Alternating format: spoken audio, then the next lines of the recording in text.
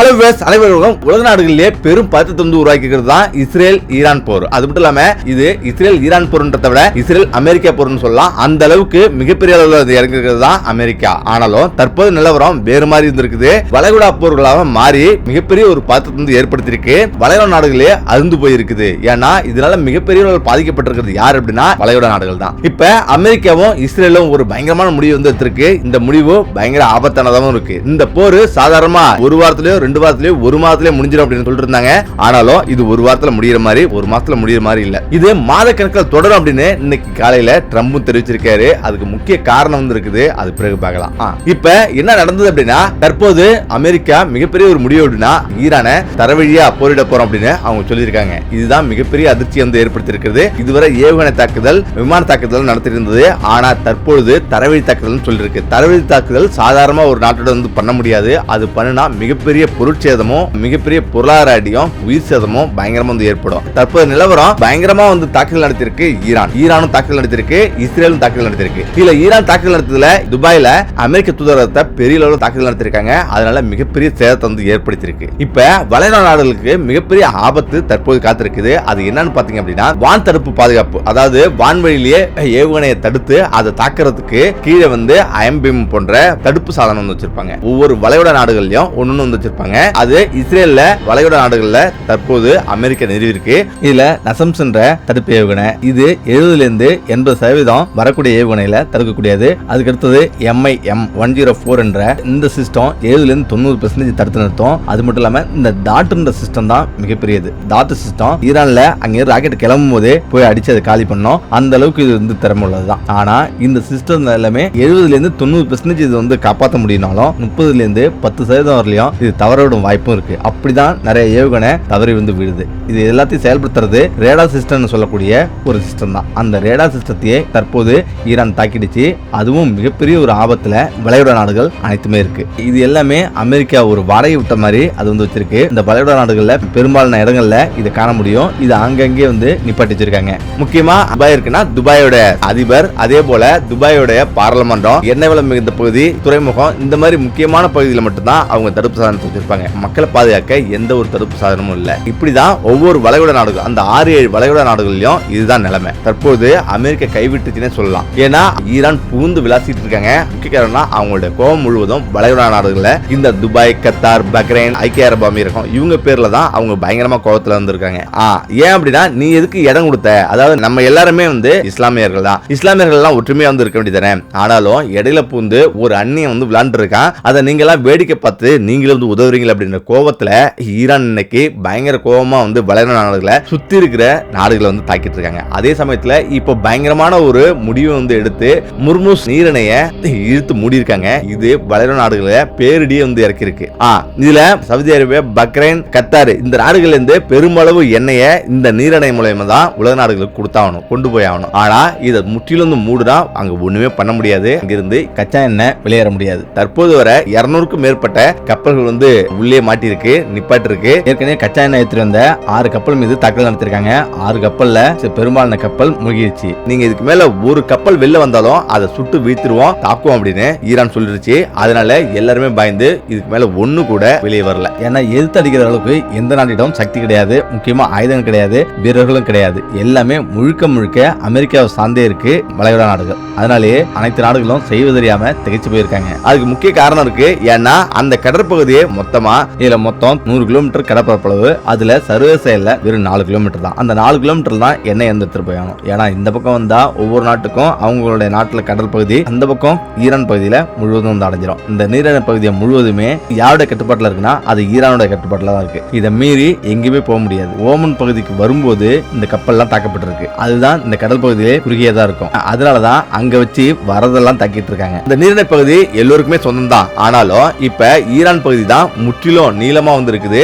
அதே நேரத்துல இந்த கத்தாரு, துபாய் இது போன்ற நாடுகளுக்கு பிட்டு பிட்டா வந்து இருக்குது. இந்த இடத்துல ஈரான் நினைச்சா எப்படினாலும் தாக்கலாம். அதாவது ஆனா இந்த மாதிரி போர்க்கால சூழல்ல எதுவுமே வந்து பார்க்க மாட்டாங்க. எந்த பக்கம் வந்தாலும் அடிச்சு தாக்குவாங்க. அதனாலேயே எல்லா நாடுகளும் பயந்து போயிருக்கு. உலக நாடுகளுக்கு 20% கச்சா எண்ணெய் இந்த பகுதியில இருந்து தான் வெளியே வருது. இந்த நீரிணைய இழுத்து மூணத்தால இப்ப உலக நாடுகளுக்கு பேரிடியா இருக்கு. முக்கியமா இந்தியாவுக்கு 90% எண்ணெய் இங்க இருந்தா வந்து வெளியே வருது. இதனால கச்சா எண்ணெய் விலையேறதுக்கு பல மடங்கு வாய்ப்பு இருக்கு. அதாவது ஒரு லிட்டர் பெட்ரோல் 500 ரூபா கூட விற்கிறதுக்கு வரப்போற நாட்கள்ல வாய்ப்பு இருக்கு. இதுல முக்கியமான ஒரு விஷயத்தை பார்க்க போறதுன்னா, ஒரு நாளைக்கு 15,000 இருந்து இந்த நீரணையிலிருந்து 20,000 கோடி வர்த்தகம் நடக்குது. 20,000 கோடி வருமானத்தை அரபு நாடுகளுக்கு இழப்பு ஏற்படுத்தும். அப்படி பார்த்தீங்கன்னா ஒரு மாசத்துக்கு சுமார் 5 லட்சம் கோடியை இந்த நாடுகள் இழக்கும். ஒவ்வொரு மாதமும், அதாவது எத்தனை மாதம் இந்த போர் தொடருதோ அத்தனை மாதத்துக்கும் 5 லட்சம் கோடி இழப்பு. இதை வளைகுடா நாடுகள் தாங்கிக் கொள்ளவே முடியாது. சரி, இதெல்லாம் தாண்டி இப்ப அடுத்த லெவலுக்கு ஈரான் முன்னேறி இருக்கு. என்னன்னா, அதாவது அந்த நாடுகளை பாதுகாக்கக்கூடிய முக்கிய ரேடார் சிஸ்டம் இதுதான் முக்கியமா தடுப்பு, அதாவது வர ஏவுகணையில தடுத்து அழிக்கக்கூடிய சக்தி கொண்டது. இந்த ரேடார் சிஸ்டம் FBS 123 என்ற இந்த ரேடார் சிஸ்டம் தான் முக்கியமானது. இது இருந்தாதான் மற்றதெல்லாம் இயங்கும். ஆனா இது பக்ரைன்ல இருக்கு. நேற்று ஈரான் இதை பயங்கரமா தாக்கி அழிச்சிட்டாங்க. இது குறைஞ்சபட்சம் $1 பில்லியன். இது எந்த அளவுக்கு பாதுகாக்கணும், ஆனாலும் அந்த வளைகுடா நாடுகளுக்கு மொத்தமா பாதுகாப்பு இப்ப கேள்விக்குறியா இருக்கு. எப்படா ஈரான் கரெக்டா இந்த அடியில அடிக்கிறானுங்க பாத்தீங்கன்னா, அங்கதான் விஷயமே இருக்குது. இதுக்கு பின்னாடி ரஷ்யாவோ சீனாவோ இருக்கலாம். அதனாலதான் அவருடைய வழிகாட்டுதல் படி துல்லியமா எங்கெங்க அடிக்கணுமோ அங்கங்க அடிச்சிட்டு இருக்காங்க. அதாவது அமெரிக்காவுடைய தூதரகம், அமெரிக்காவுடைய ராணுவ தளங்கள் இதை குறி வச்சு தாக்குதல் தராமரியா நடத்திருக்காங்க. ஆனாலும் தாக்குதல் கொஞ்சம் கூட நின்றபாடல. அதே போல கப்பல்களை, அதாவது எண்ணெய் கப்பல்களும் இதுவரையும் 6 கப்பலுக்கு மேல அடித்து தாக்கி அழிச்சிருக்காங்க. இதனாலையும் மிகப்பெரிய ஒரு பொருளாதார அழிவை சந்திச்சிருக்கு இந்த வளைகுடா நாடுகள். இந்த வளைகுடா நாடுகள் முழுவதுமே ஏன் இப்படி எல்லாம் இருக்கிறாங்க, ஏன் இப்ப கதறாங்க, இதுக்கு பிறகு என்ன நடக்க போகுது அப்படின்னு பாத்தீங்கன்னா, அங்கதான் விஷயமே இருந்திருக்குது. இப்ப அவங்க எல்லாருமே தங்களுடைய நாட்டுக்கு எந்த பாதிப்பு இல்லைன்னு சொல்லக்கூடிய நிரூபிக்கக்கூடிய ஒரு இடத்துல இருந்திருக்காங்க. ஆனா தற்போது ஈரான் நல்ல வேலையா அந்த மக்களை குறிவிக்காம அங்க உள்ள அமெரிக்க தளங்களை மட்டும் குறிவிச்சு தாக்கத்தால இந்த நாடுகள்லாம் ஓரளவு தப்பிச்சுன்னு தான் சொல்லணும். அதே நேரத்தில் ஈரான் தாக்குன்னு முடிவெடுத்து தாக்குச்சு அப்படின்னா கண்டிப்பா இந்த நாடுகளை கடவுளா கூட காப்பாற்ற முடியாது. அவ்வளவு பெரிய அழிவு சந்திக்கும். சரி, அதையும் தாண்டி இப்ப இன்னொரு விஷயத்தை சொல்ல போறோம். இஸ்ரேல் மட்டும் எப்படி இவ்வளவு பாதுகாப்பா இருக்குன்னு கேள்விப்பட்டிருக்கலாம். இஸ்ரேல் கடந்த 15 வருஷமா மிகப்பெரிய அனுபவம் மிக்க ஒரு விஷயத்தை கத்திருக்கு. அதுதான் ஈரான் போற கடுமையா சந்திச்சிருக்கு. அது மட்டும் இல்லாம பாலஸ்தீனத்தின் காசாவில் உள்ள ஹமாஸ் எப்படி கட்டுப்படுத்துறது, அதே போல ஹமாஸ் அனுப்புற ஏவுகணை ஹிஸ்புல்லா போராளிகளை எதிர்த்து போராடினது, இப்படி 20 வருஷத்து போர் அனுபவம் இருக்கு. கடந்த 20 வருஷமா அவங்க பயங்கரமா போராடிட்டு இருந்திருக்காங்க. அவங்கள்ட்ட இருந்து வர ஏவுகணையை தடுக்கிறதுக்காக பல அடுக்குமுறையில அவங்க பாதுகாப்பு சாதனத்தை அயன்டோம், அயன்பீம் அப்படின்னு அவங்களுடைய வான் தடுப்பு மிகப்பெரியதா இருக்குது, மிகவும் பாதுகாப்பா இருக்குது. அதனால அவங்க 3 அடுக்கு வச்சிருக்காங்க. அந்த 3 அடுக்குல ஒன்னு தாண்டி ஒன்னு ஏவுகணை கீழே இறங்க இஸ்ரேல் அடிச்சுட்டே இருக்கும். ஏதாவது ஒண்ணுல அடிச்சு முடிச்சிரும். அந்த அளவுக்கு 4 அடுக்குல அவங்க பாதுகாப்பு உறுதிப்படுத்திருக்காங்க. ஆனா இஸ்ரேல் ரொம்ப சின்ன நாடு கூட சுத்தி அதால பாதுகாக்க முடியும். அதே சமயத்துல துபாய், பக்ரைன், கத்தார் இது போன்ற நாடுகள்ல எந்த ஒரு பாதுகாப்பும் இல்ல. அது எல்லாமே தன்னைத்தானே நம்பிதான் இருக்குது. ஏன்னா தற்போது அமெரிக்காவை நம்பி இருந்தது. இந்த விஷயத்திலே தெரிஞ்சிருச்சு அமெரிக்கா எந்த ஒரு விதத்திலையும் கை கொடுக்க முடியாது, பாதுகாக்க முடியாதுன்னு தெரிஞ்சிருச்சு. இப்பதான் அவங்க எல்லாத்தையுமே உணர்ந்திருப்பாங்க. அதாவது ஒரு போர்னு வந்துட்டா நம்ம தான் தன்னுடைய கையை ஊன்றி நம்ம எந்திரிக்கணும், நம்ம நாட்டை நம்ம தான் பாதுகாக்கணும். அந்நிய ஒரு நாடு நம்மளை பாதுகாக்கணும்னு நினைக்க கூடாது, அந்நிய ஒரு நாடு நம்மளை பாதுகாக்க முடியாது அப்படின்னு இப்பதான் இந்த 5-6 நாடுகளும் உணர்ந்திருக்கும். இதுக்கு மேலதான் சரியான ஸ்டெப் எடுத்து அவங்களுக்கு உண்டான ராணுவத்தையும் அவங்களுக்கு உண்டான ஆயுத பலத்தையும் உறுதிப்படுத்துவாங்கன்னு சொல்லலாம். ஏன்னா அவங்களுக்கு ஒவ்வொரு நாட்டிலுமே ராணுவமே கிடையாது, ஆயுதங்களும் கிடையாது. ஆயுதம் இருந்தாலும் அதுல அனுபவ ரீதியா எப்படி செலுத்துறதுனே தெரியாது. அந்த அளவுக்கு இந்த நாடுகள்லாம் வந்திருக்குது. அவங்களுக்கு தெரிஞ்சதெல்லாம் எண்ணெய் வளம், அதுல இருந்து எடுத்து மிகப்பெரிய பணக்காரர் ஆகணும். அந்த பணத்தெல்லாம் அமெரிக்காவிலையும் கனடாவிலையும் ஆஸ்திரேலியா போன்ற வெளிநாடுகள்ல முதலீடு பண்ணணும். அதன் வழியா மிகப்பெரிய அளவுல பணத்தை பெருக்கணும். சவுதி, துபாய் எல்லாம் பெரிய பெரிய நாடுன்னு சொல்லணும். அங்க உள்ள ரியல் எஸ்டேட் எல்லாம் பெருசா வளர்க்கணும்ன்றதுதான் அவங்களுடைய நோக்கம். ஆனா அதே சமயத்துல அங்க டூரிஸ்ட்கள் எல்லாம் நாட்டிலேயே சிக்கிட்டாங்க. அதுல துபாய் அரசு சொல்றதுக்கு ஹோட்டலுக்கெல்லாம் நாங்களே காசு கொடுத்துறோம், யாரும் நீங்க கொடுக்க வேண்டாம் அப்படின்னு அவங்க சொல்லிருக்காங்க. ஆனா உண்மையிலேயே அவங்க எத்தனை மாசம் கொடுத்துருவாங்க நீங்க நினைச்சு பாருங்க. ஒரு கட்டத்துல அவங்களுக்கே பணம் எல்லாம் போயிடும். ஏன்னா நம்ம இந்தியாவுல பலவிதமான வழிகள்ல இன்கம் வரும், பணம் வரும். ஒரு பக்கம் கடல் ரீதியா வரும், ஒரு பக்கம் தொழிற்சாலை ரீதியா வரும், ஒரு பக்கம் விவசாய ரீதியா வரும், ஒரு பக்கம் வெளிநாடுகள் மூலமா வரும். இப்படி பலவிதமான வழிகள்ல ஆயிரக்கணக்கான வழிகள்ல இந்தியாவுக்கு பணம் சேரும். ஆனா துபாய்க்கு இருக்கிற ஒரே ஆப்ஷன் அந்த ஆயில் மட்டும்தான். அந்த ஆயில் எடுத்து துபாய், கத்தார் இந்த 4-5 வளைகுடா நாடுகளுக்கு ஒரே ஆயுதம் ஆயில் மட்டும்தான். அந்த ஆயிலால மட்டும்தான் அவங்களுக்கு இன்கம். அதனால அவங்களுக்கு எந்த ஒரு விதத்திலையும் தாக்கு பிடிக்க முடியாது. திடீர்னு இந்த ஒரு மாசம் போச்சு அப்படின்னா உங்களுடைய வாடகை எல்லாம் கொடுத்துருவோம் சொல்றாங்கல்ல, கண்டிப்பா அவங்களால கொடுக்க முடியாது. ஏன்னா அந்த அளவுக்கு அவங்களுக்கு பொருளாதாரம் கீழே சரியும். அவங்க மேலை நாடுகளில் முதலீடு பண்ண அந்த காசெல்லாம் எடுத்து திரும்ப செலவு பண்ற மாதிரி வரும். அதனால கண்டிப்பா அதை பண்ண முடியாது. மேலும் 4 மாசம் நீடிச்சுன்னா சொல்லவே தேவையில்ல, அந்த நாடு மிகப்பெரிய அதாலத்துக்குள்ள போவாங்க. ஏன் இவ்வளவு அவசரமா இதெல்லாம் சீர் பண்ணுங்க, எங்களுக்கு எண்ணெயை வெளியே விடுங்க, நாங்க எங்க நாட்டை சுதந்திரமா மாத்துங்க அப்படின்னு ஏன் இந்த நாடுகள்லாம் தவிச்சிட்டு வருது, முக்கியமா துபாய் ஏன் தவிச்சிட்டு வருது அப்படின்னா, எண்ணெய்களோட வேகன்சி இன்னும் 10 வருஷம் மட்டும் தான் இருக்கும். அந்த 10 வருஷத்துக்குள்ள இந்த நாட்டை பல மடங்கு முன்னேற்றி ஆகணும். என்ன காரணம் அப்படின்னா, எலக்ட்ரிக்கல் காரு, எலக்ட்ரிக்கல் பஸ் அப்படின்னு இப்ப எல்லாமே எலக்ட்ரிக்கலா மாறிட்டு இருக்கிறதால எண்ணெய் தேவை மிகவும் குறைஞ்சு போகும். அதனால இன்னும் 10 வருஷம் மட்டும்தான் இந்த துபாய், கத்தார் போன்ற நாடுகள் கச்சா எண்ணெய் வச்சு பழைக்க முடியும். அதுக்குள்ள அவங்க வேற வழியை தேடி ஆகணும். இருந்தாலும் இந்த 10 வருஷத்துல எந்த அளவுக்கு டூரிஸ்ட் கண்ட்ரியா மாத்தணும் அப்படின்னு அதுல மும்மரமா செயல்பட்டு இதெல்லாம் செயல்பட்டு இருக்காங்க. இந்த நிலையில தான் திடீர்னு இப்படியான ஒரு நிலை அவங்களுக்கு ஏற்பட்டிருக்கு. இதுவரையிலும் இந்த இக்கட்டான சூழ்நிலை இந்த 50 வருஷத்துல அவங்களுக்கு ஏற்பட்டதே இல்லை. எந்த ஒரு நாட்டையும் அவங்க தாக்கினதும் இல்லை, எந்த ஒரு நாடும் நினைச்சு கூட பார்த்தது இல்லை. இப்பதான் அவங்களுக்கு பல புது அனுபவம் வந்திருக்கும். இதுக்கு மேல என்ன பண்ணலாம், நாட்டுல எப்படிலாம் புது விதமான தொழிலாம் தொடங்கலாம் அப்படின்னு யோசிக்க ஆரம்பிப்பாங்க.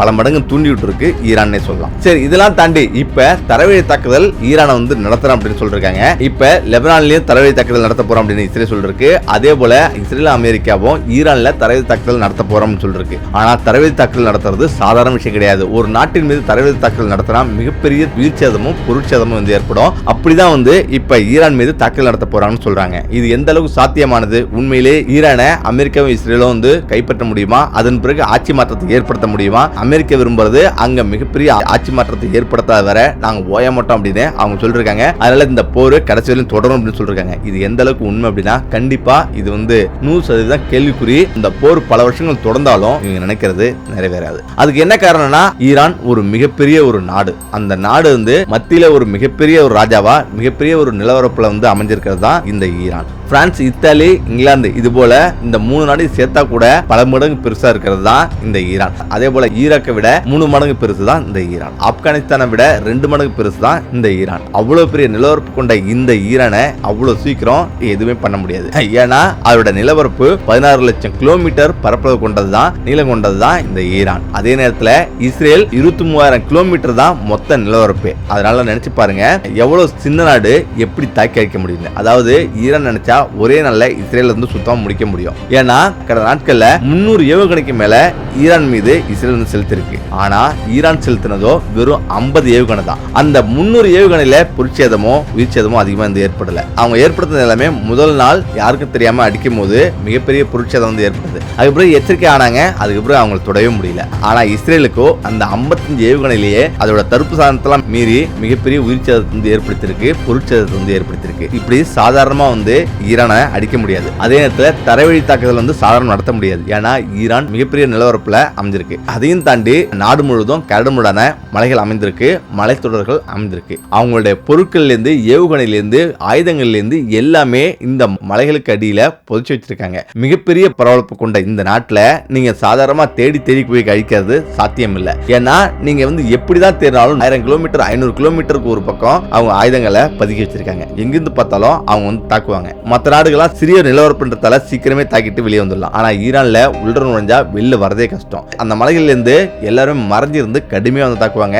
அதனால மிகப்பெரிய ஒரு சேதத்தை சந்திக்கும் இஸ்ரேலும் அமெரிக்காவும். அதையும் தாண்டி அவங்க செல்றாங்க அப்படின்னா இங்க இருந்து செல்றதுக்கு பல்லாயிரம் கிலோமீட்டர் சென்றாகணும். அவங்க போறதுக்குள்ளேயே அவங்களோட உயிர்ல பாதி போயிடும். எவ்வளவு பெரிய படையா இருந்தாலும் சிக்கி சின்னாபனமா மாறிடும். இதெல்லாம் தாண்டி 2 பெரிய பாலைவனம் இருக்கு. அந்த பாலைவனத்தில் நுழைஞ்சாவே இந்த மூலையில் நுழைஞ்சா அடுத்த மூலையில நீங்க உயிரோட வரதே கஷ்டம். அவ்வளவு கடுமையான ஒரு பாலைவனம் மிகப்பெரியதா இருந்திருக்கும். அதே போல மலைகள், மலைக்காடுகள், அதே போல ஆயுதங்கள். அவங்கள்ட்ட உள்ள ஆயுதங்கள் உண்மையை வெளியே கொண்டு வரல. அதாவது அவங்கள்ட்ட மிகப்பெரிய அளவுல அணு ஆயுதங்கள் கூட செறிவூட்டப்பட்ட யுரேனியத்தோட சரியா வச்சிருக்காங்க. எப்போ வேணாலும் அணு ஆயுதத்தை கண்டுபிடிக்கலாம் அப்படின்னு உலக நாடுகள் சொல்றாங்க. இப்ப இதெல்லாம் தாண்டி இப்ப அமெரிக்காவும் இஸ்ரேலும் இவங்க சென்று அவங்க தாக்குறாங்கன்னு வச்சுக்கோங்க, கண்டிப்பா வெற்றி பெறுவாங்கன்னு கேட்டா அங்கதான் மிகப்பெரிய கேள்விக்குறி. கண்டிப்பா வெற்றி பெறதுக்கு 10% கூட வாய்ப்பு இல்லை. ஏன்னா ஈரான் மிகப்பெரிய ஒரு நாடு. அதுவும் அந்த நாட்டில் உள்ள மக்கள் எல்லாருமே முன்னாடிலாம் ஒற்றுமை இல்லாம இருந்தாங்க. ஆனா அந்த தாக்குதலுக்கு பிறகு, அதாவது அந்நிய தேசத்திலிருந்து வர ஒருத்தருக்கு நம்ம இடமளிக்க கூடாது அப்படின்னு அந்த மக்களிடையே ஒற்றுமை ஏற்படுத்திருக்கு. அதே நேரத்தில் ஈரானுடைய மேற்குலகுல குர்திஷ் மக்கள் அதிகமா வாழ்றாங்க. அந்த மக்கள் தான் இஸ்ரேல் அமெரிக்காவும் பிரிவினை உண்டாக்கி அவங்களுக்கு ஆயுதங்களும் நிறைய சப்ளை பண்ணிட்டு இருந்திருக்காங்க. அதாவது ஈரானுடைய குழப்பத்தை உருவாக்கி உங்களுடைய ஜனநாயகத்தை காப்பாற்றுங்க, உங்களுடைய நாட்டை கைப்பற்றுங்க அப்படின்னு இந்த மக்களிடையே எழுச்சியை உருவாக்குறாங்க அமெரிக்காவும் இஸ்ரேலும். ஆட்சி மாற்றத்தை ஏற்படுத்தலாம்ன்றதுதான் அவங்களுடைய ஐடியா. ஆனா அது தற்போது சாத்தியம் இல்லைன்னு தெரியுது. அதே நேரத்தில் 1955 வியட்நாம்ல இதே போல நினைச்சாங்க. வியட்நாம் கிழக்கு பகுதியில கம்யூனிஸ்ட் பெரும்பான்மை பெற்றிருந்தது, அவங்களுடைய கையில் இருந்தது. இப்ப அதை கைப்பற்றதுக்காக அமெரிக்கா களத்துல இறங்குச்சு. ஆட்சி மாற்றத்தை ஏற்படுத்தலான்னு. ஆனா அதே நேரத்தில் அங்க நடந்தது வேற மாதிரி இருக்கு. அது மிகப்பெரிய தொழில் முடிஞ்சது. வியட்நாம் முழுவதும் கம்யூனிசம் பரவிச்சு. அதாவது வியட்நாம்ல ஒரு பகுதியில் இருந்த அந்த கம்யூனிசம் நாடு முழுவதும் கைப்பற்றுச்சு. அது தொழில் முடிஞ்சது. அதே போலதான் ஈராக்ல அவங்க சதாம் ஹுசைனை பிடிச்சி பயங்கர ஆயுதம் இருக்குன்னு சொன்னாங்க. ஆனா அவரை பிடிச்ச பிறகு எந்த ஒரு ஆயுதத்தையும் கண்டுபிடிக்கல. அதே போலதான் கடாபியோட அதிபரை அவங்க பொதுமக்களை சாவடிச்சாங்க. ஆனா அதுக்கு பிறகு அந்த நாடு சின்னமனமாய் ஒண்ணுலாம் போயிடுச்சு. அதே போல அமெரிக்கா ஏகப்பட்ட நாடுகள்ல ஆட்சி மாற்றத்தை உருவாக்கலாம் அப்படின்னு பல விதமா செயல்பட்டது. அதே போல ஆப்கானிஸ்தான்ல கடந்த 20 வருஷமா அமெரிக்கா இறங்கி ஆட்சி மாற்றத்தை உருவாக்கணும்னு போராடினாங்க. ஆனா கடைசியில தாலிபான்கள் தான் வெற்றி பெற்றாங்க. இப்ப தாலிபான்களோட ஆட்சி நடக்குது. இப்ப அமெரிக்காவுக்கு அதுல மிகப்பெரிய உயிர்ச்சேதம் ஏற்பட்டது. அதே போல பொருட்சேதம் ஏற்பட்டது. இதுவும் தோல்வியில் தான் முடிஞ்சது. அதனால அமெரிக்கா தற்போது ஈரானிடம் மோதி வெற்றி பெற முடியாது. ஈரானுக்கும் இஸ்ரேலுக்கும் மிகப்பெரிய தோல்வி என்பது உறுதியா தெரியுது. வரும் நாட்கள் தான் தெரியும் எவ்வளவு பெரிய இழப்பு சந்திக்க போறாங்க. மீண்டும் அடுத்த நன்றி.